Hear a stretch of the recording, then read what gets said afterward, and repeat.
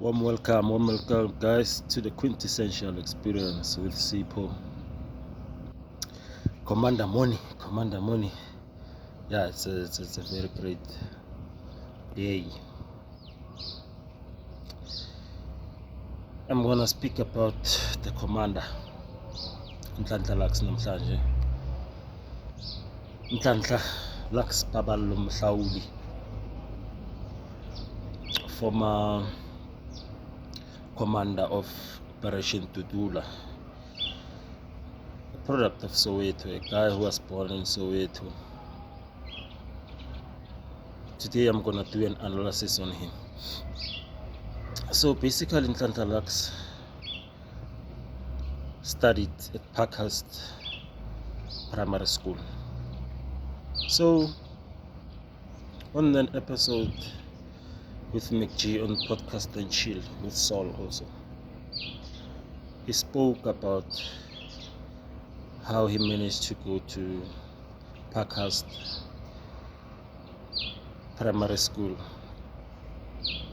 He said the mama wake used to work at this shop where they were selling clothes. Basically, a lot of guys and people who had money, they used to come there. So he asked that his child can be taken to this prestigious school. So fortunate enough, then he was able to go to the school. So once he got there, you can remember that Parkhurst Primary School it's a prestigious primary school because of it falls under Quintile 5. So Quintile 5, it means there's 5 quintiles in the schooling system. There's Quintile 1, 2, 3, where children don't pay school fees. They shall also get food there through feeding scheme. But Quintile 3 and 5, it's where schools are where you pay on those schools. The sports, you can do sports, a lot of sporting options. You can do drama, you can do a whole lot of things. And the money there, it's exorbitant. I think last time I checked, Parkhurst Primary, they pay around 11,000 an annum. Yeah. So moving on swiftly, Nhlanhla went to GPS Boys High School, then studied there. While studying there, he got a scholarship, sports scholarship, fortunately enough, and went on to study. That took him to St. David's Maris in Anda, on a prestigious school again, boy from Soweto. So going back to the primary school story, Ubaba wake was a gangster. He even said it on Podcast and Chill that he was a well-known gangster. So he did something so amazing for him because of while he was in school, that guy came. I think they were coming from a robbery. He then went to the office and then paid up school fees, everything, the school tours. I wanted them to make a calculation how much money they would need for Nhlanhla. So they paid a lot of money there. Then Nhlanhla said he was so happy and proud of his dad, even though he was a gangster, but he felt so proud. So I feel like his bravery and his fearlessness, he's got it from his dad, because he's so fearless with Nhlanhla. But I will get into that. Just wanna give you guys some background on him.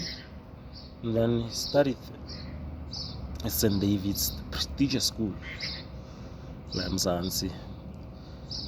And then he matriculated 2005. Then he had an opportunity also to go to China. I think it was a school project, school training to not necessarily school, but a training in which he was going to empower people of South Africa to go learn there. I think he spent about a year there, then came back. And then also on podcast, then Shirley said that, no, yesterday, was it yesterday, on the Limpopo podcast, he said that at the age of 21,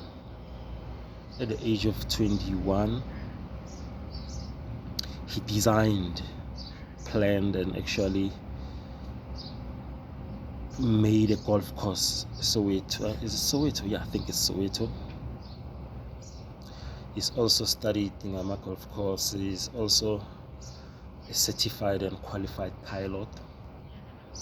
At one stage, he was with Native Airlines. I don't know if he's still with Native Airlines now. Yeah, man, he's a smart young man who has tremendous amount of leadership qualities in him. When you look at him, you see someone who loves people, who loves the Sowetans, the Soweto people. I think in Soweto now the population is over 2 million people. It's like a mini country.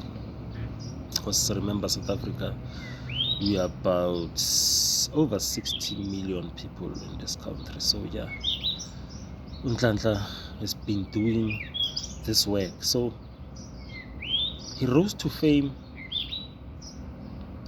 2021, the time of lootings, where a video surfaced of him. He actually posted a video of him defending Maponya Mall, that they rather kill him, might actually be his last day, but he's protecting this mall from the looters. He'd rather die, but he wants to protect the mall from these looters. He eventually succeeded.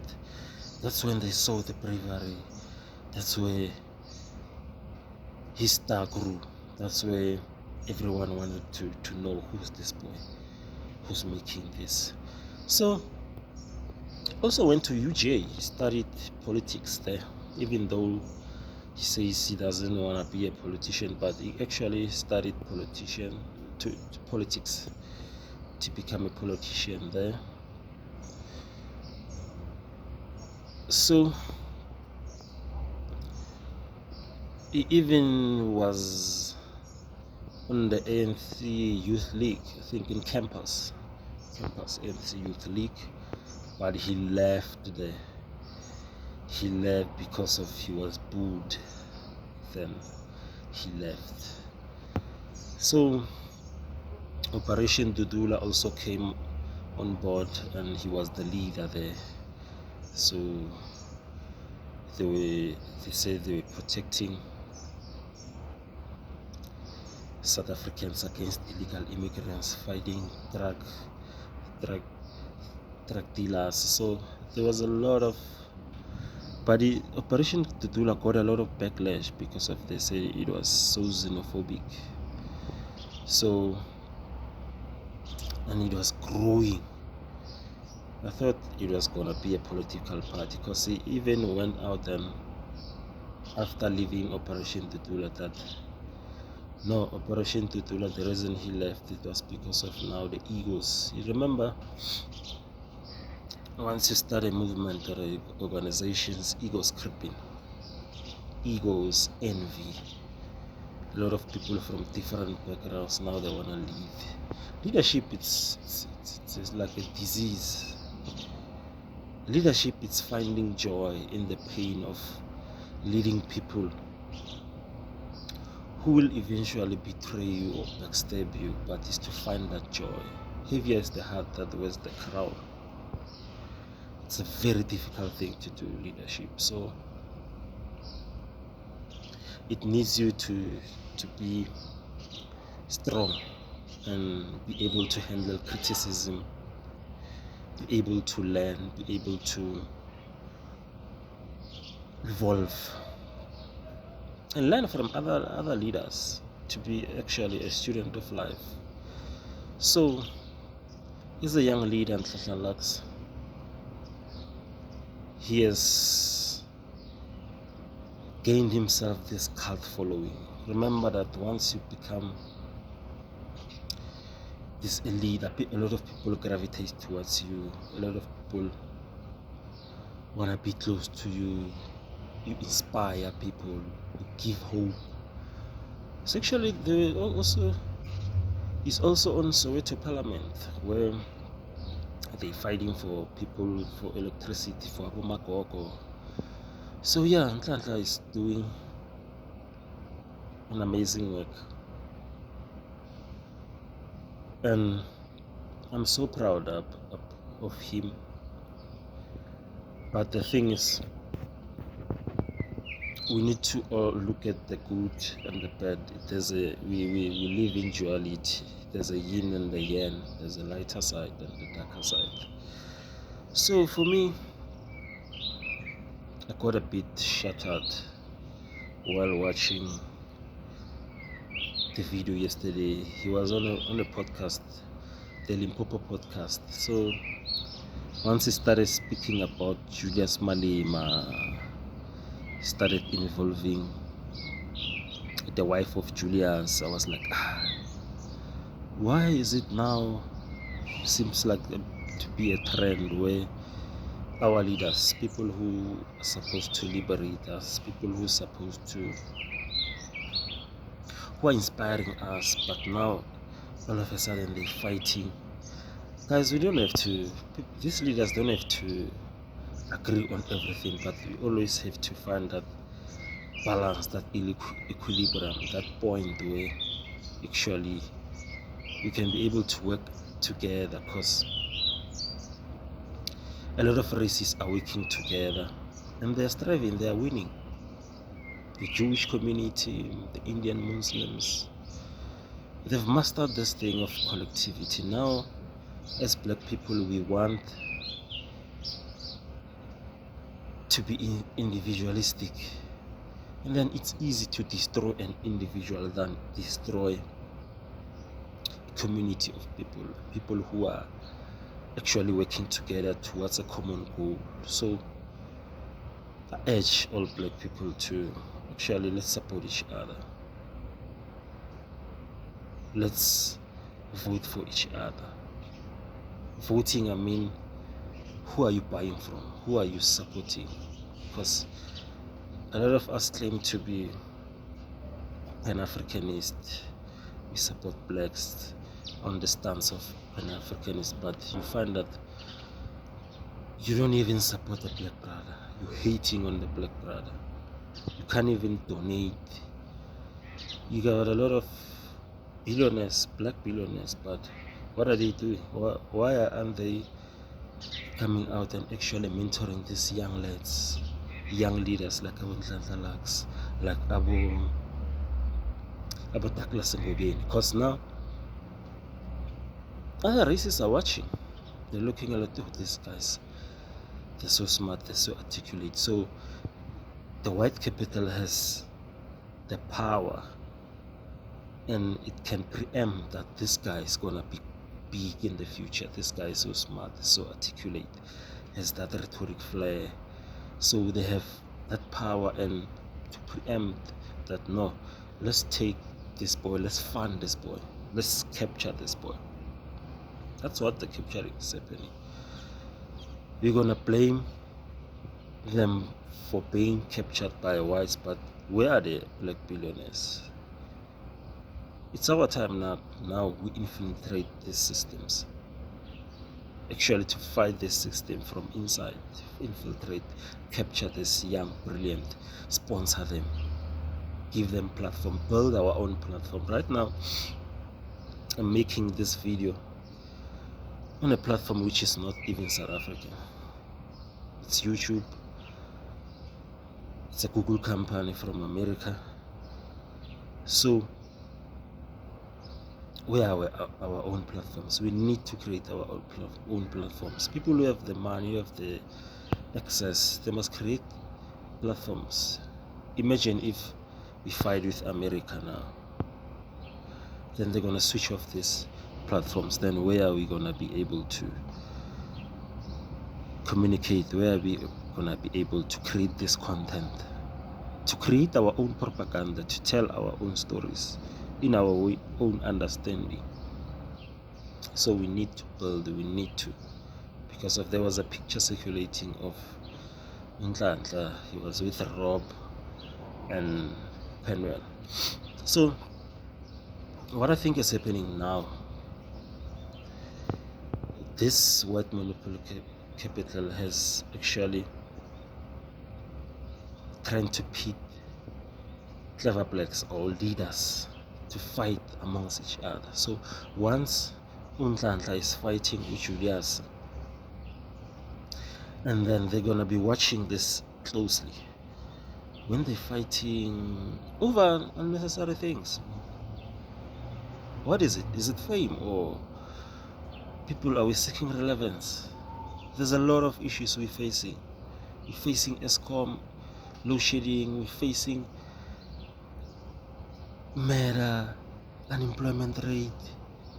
South Africa is grey listed, but why are we not speaking about those things? Why are we not speaking about our history? Why are we not making